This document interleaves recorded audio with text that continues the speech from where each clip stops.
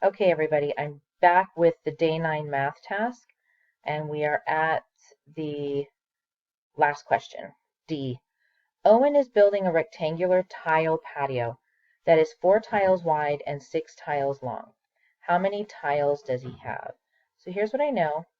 There are 4 tiles wide and 6 tiles long. How many tiles does he need?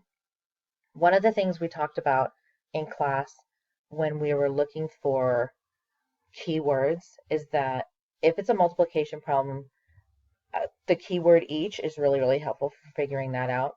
But so is terms like array or when you're making an array and problems that ask for area.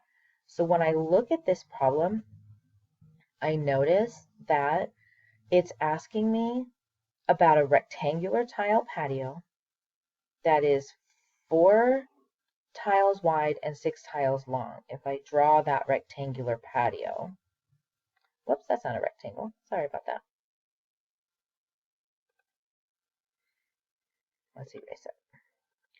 And switch to a rectangle. So if I make my rectangular patio, and then I label its sides as 4 wide, 6 long,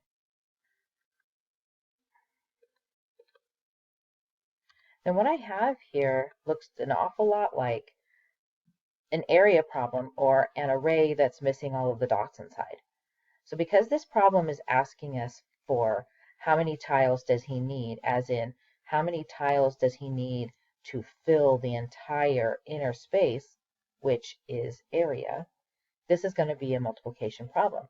So I need to explain my thinking. I can use multiplication for this problem because it is an area problem. To find the area, I need to multiply the length times the width, or how many going down, how many going across. And we would do those on our Friday tests quite often. That explains why I think I can use multiplication. Now we just need to actually solve the problem. So we're going to go ahead and set that up over here.